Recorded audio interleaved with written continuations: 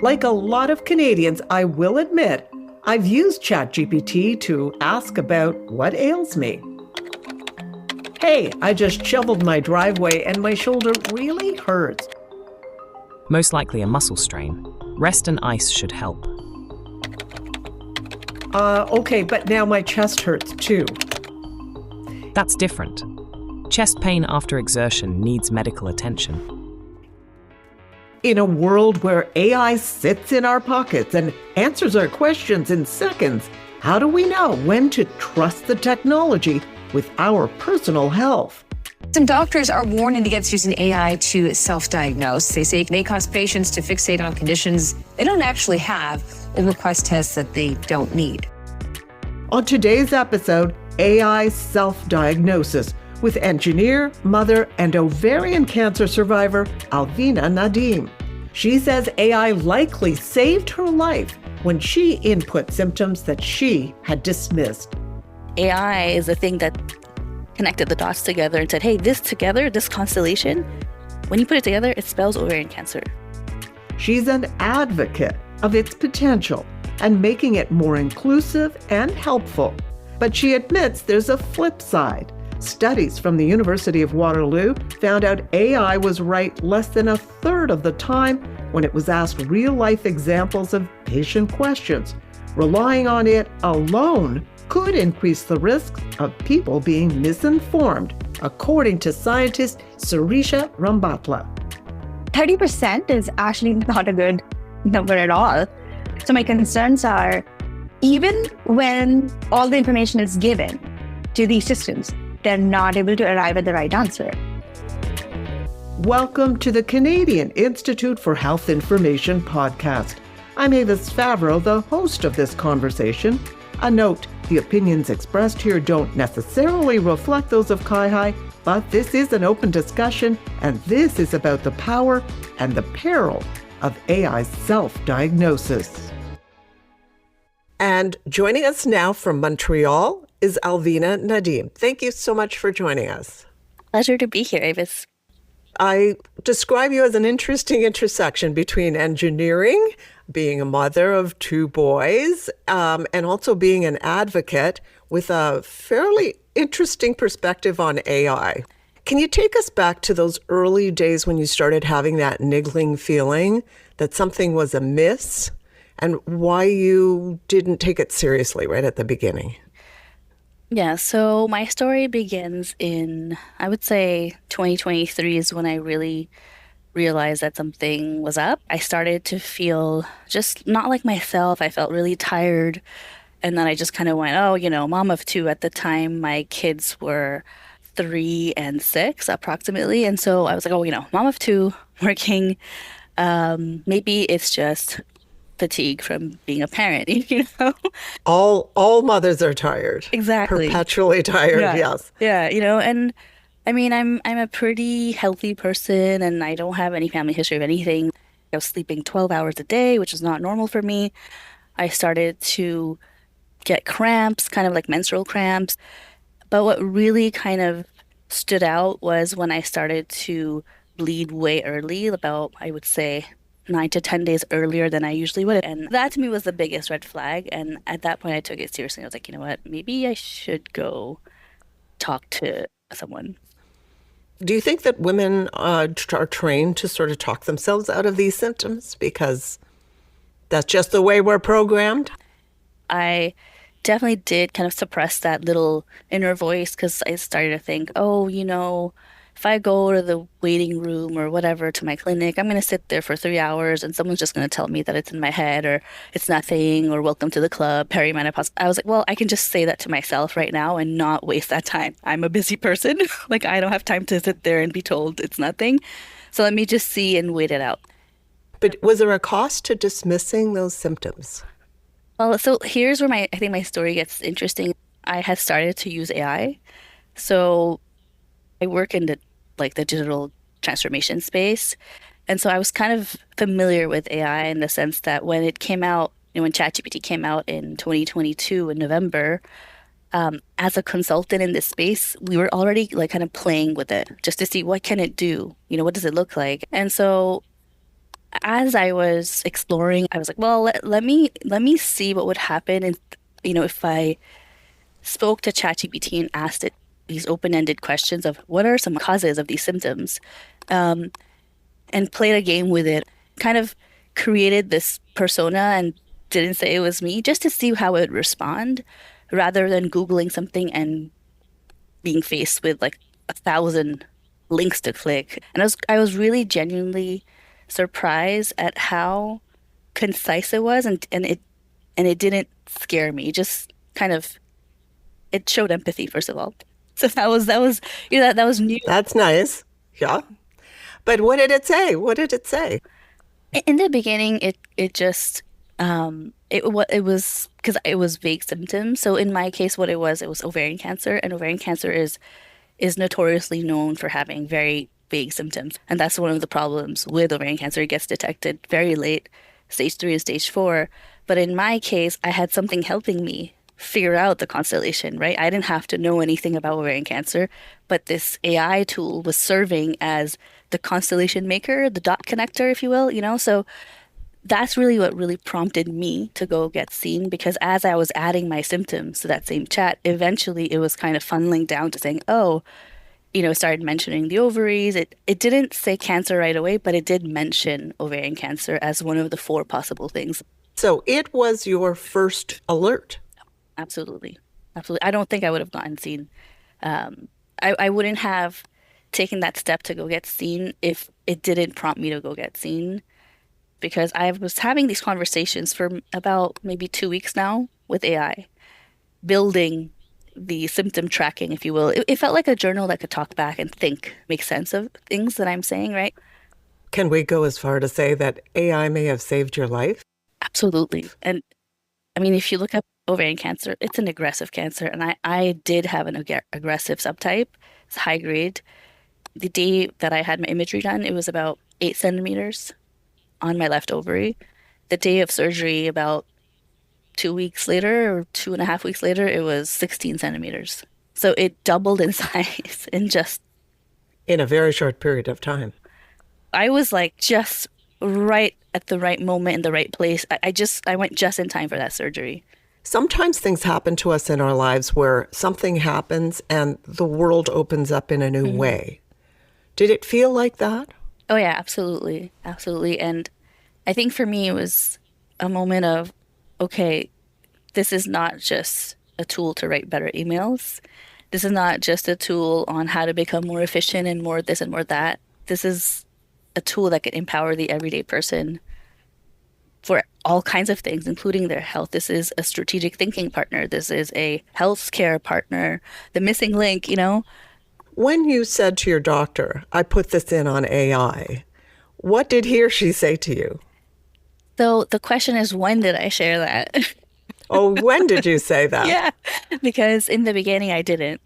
Because You waited. I waited because, it was still this very new thing, the scary thing, and there was a lot of fear around it. And I was like, have my doctor think that I'm going off the rails there. But once I got my surgery, and she was just talking to me, and she's like, oh my gosh, like, Alvina, like, how did you know to come? Because stage 1 symptoms, they're so vague. Like, how did you know that this is something? I was like, well, I didn't know. I was using AI, and AI is the thing that connected the dots together and said, hey, this together, this constellation, when you put it together, it spells ovarian cancer. And the reaction? I think she was kind of surprised, but also I think she felt worried as a doctor for me, of saying like, well, don't rely too much on it. Like, just be careful that you don't kind of go into this rabbit hole. And I totally respect that and agree that that is totally a possibility, and we do need guardrails around that. But, it's just, there's so much possibility if we have the right guardrails in place, for sure, Would you have liked to have seen a little more, ooh, this is very interesting? Because stage 1 ovarian cancer, as you said, is eminently treatable. Yeah. But what's funny now? That same clinic now uses AI scribes. So, in the last 2 years, things have really changed. So it's interesting how we went from like, oh my gosh, don't use AI, to now there's AI scribes in that clinic. So there's changes happening. So I'm hopeful. Yeah. You have to admit, Alvina, that in your case, the ChatGPT, that earlier iteration was pretty accurate, but you did give it a lot of prompts, as you mentioned. But we know that it's not always right. In fact, I spoke to a researcher at the University of Waterloo. Her name is Sharisa Rambatla, and she led a study that's called Medical Misinformation in AI-Assisted Self-Diagnosis. And when they did this study, they found that using regular people, sort of normal language, the AI was right less than a third of the time, prompting concerns. Here's part of our conversation. 30% is actually not a good number at all. So my concerns are, even when all the information is given to these systems, they're not able to arrive at the right answer. For example, in one of the cases, we had someone who came up with a rash, and then ChatGPT was essentially like, "Hey, might be due to the new detergent." So then there's some information in the question itself, but the correct diagnosis for that, it was called by the latex gloves. There can be very, very subtle differences which might lead people down the wrong path. So while it's an important piece, I think that's where the concerns, or I would say caution, comes in, where it can be like, hey, let's take a step back. There might be other causes, but this is what it's suggesting. ChatGPT, when it talks to you, it looks smart. You can have a conversation and you can go into it. What's the concern in terms of the outcomes that you might be worried about? Yes. So it actually, sounds very confident, uses I pronoun as if it is a thinking being. It is not. So there is recent studies where it is very nice to you and keeps on reinforcing your beliefs. The concern here is that a person, as I said, might go down the wrong path of self-diagnosis, and which in turn, when they go to their doctor, they might be focusing on the wrong part, even for the doctor. And of course, they everybody has to advocate for their health, but having it done correctly might be very, very crucial here. Because there are some people who say using ChatGPT saved my life. Like this woman that we're talking to, who it just indicated it could be ovarian cancer. Yeah. So how do you distinguish? No, absolutely. How do you distinguish? We cannot. That is the issue. Because when we get it right, we understand how useful this can be. So we cannot just sweep it under the rug. But when we get it wrong, what do we do then? I was also thinking about one more thing here is we need to be building models which can be checked and trained on much more reliable data so that it gets it right. So, Alvina, what do you think of Professor Ramphala's work?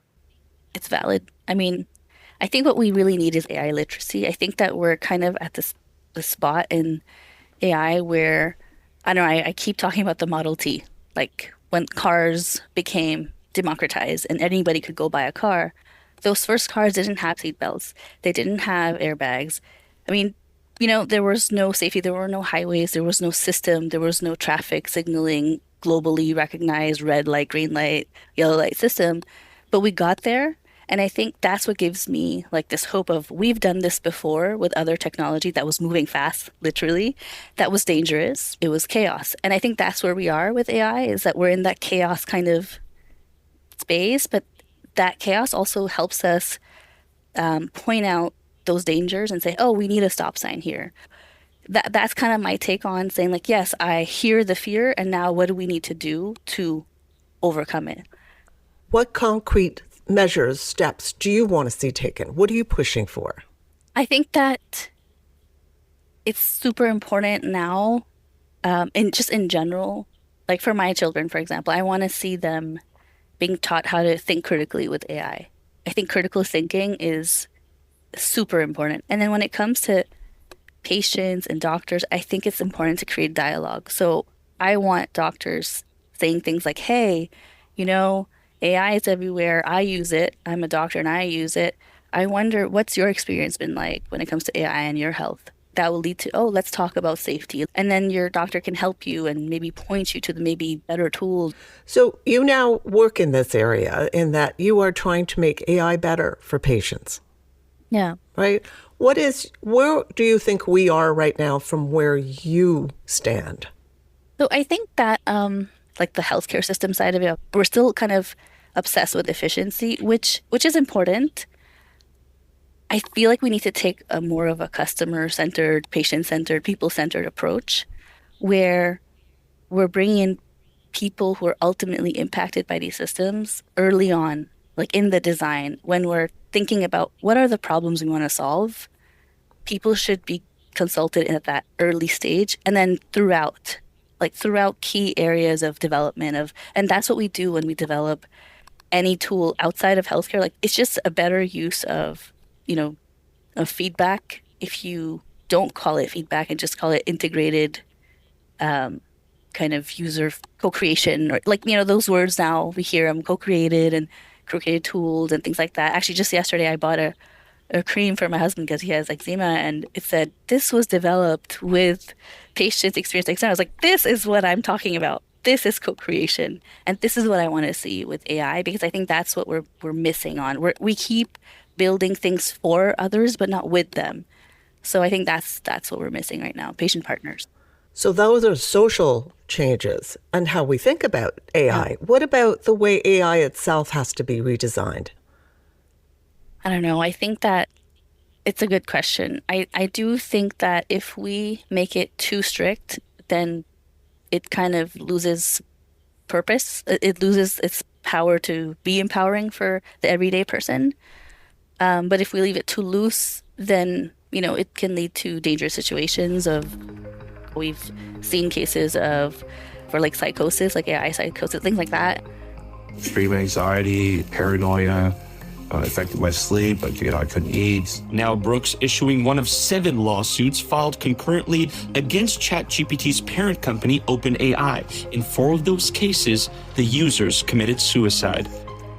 You did bring up the psychosis and the court cases now because people have harmed themselves on the advice of AI. Do you think that there need to be rules in regards to medical diagnosis? I feel like it's almost kind of like the responsibility of those making the tools to create those mechanisms to then educate. So, for example, maybe an AI subscription looks like this. You sign up for AI and you're kind of given training through the app itself, saying like, here's how to ask questions, here's how not to, because why, here's what happens. But I just want to remind us that there's still Google. People are still Googling symptoms. People are still saying, what is this? And then getting scared and getting 10,000 links. And then in those links, there's like really, really bad misinformation. And there's people trying to sell you snake oil to cure cancer, right? And that's more dangerous to me. Well, that's interesting. I was just going to ask you. It almost sounds like you think that AI is safer because there are...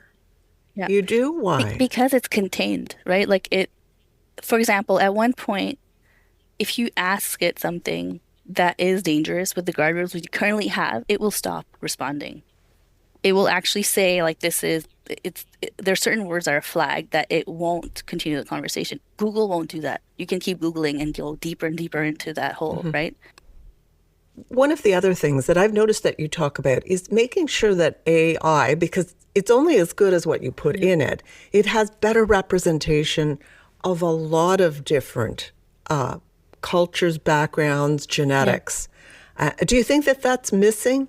Right now we're focusing a lot on like the bias that's in AI. And my argument always to that is, yes, it's true. There's bias in AI, but that bias came from somewhere. It came from our very human research that we did over the years, right? So, hey, you know what?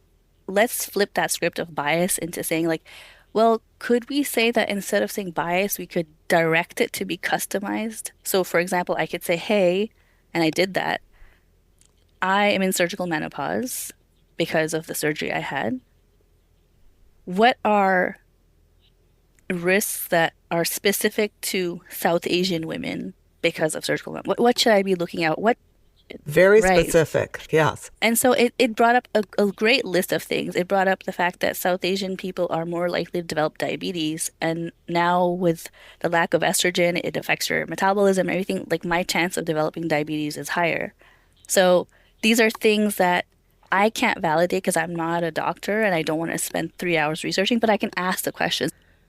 This is very interesting. Having been through all of this, what would be your advice for people? What tips would you give people to say to use it properly for health questions? So I think the best way to use it is to go in with really, I think curiosity is the right word. So go in with that as your mission, not to solve your problem, but to figure out what are the right questions I need to ask.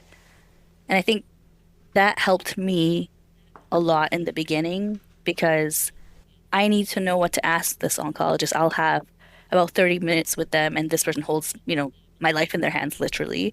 So what are the top 10 questions I should ask? And it gave you those. So it made you a better patient. Exactly. So I think that's how we should be using it. It's not about replacing, it's about how to better utilize those moments we have with these experts that we don't see every day, right? Yeah. It's a real pleasure talking to you, Alvina. I really appreciate it. Thank you. Same here. And I hope that people use AI wisely. But I also hope that AI improves too. Absolutely. Yeah. So you know what? I actually asked ChatGPT why anyone should trust its medical information. And here is what it wrote. People should trust AI in medical diagnosis only as a support tool, not a replacement for clinicians. While it can quickly analyze large amounts of data, flag patterns humans might miss. It can be inaccurate, unclear, or misled by incomplete inputs. There you have it, word from the source. There's more on this on the CIHI website at cihi.ca, and there will be a webinar on AI and healthcare. Here's my colleague Kevin O'Keefe with more about that. Thanks, Avis. Hi, I'm the host of CIHI's webinar series, Beyond the Numbers. Want to learn more about AI's role in your health, how it's being used in hospitals or at your doctor's office? You can join a free live webinar with Alvina Nadeem and other health experts on the AI front lines. That's on Thursday, January 15th from noon to 1 p.m. Eastern. Register to attend or watch the recording after. All the information is on the Beyond the Numbers page on cihi.ca. That's cihi.ca.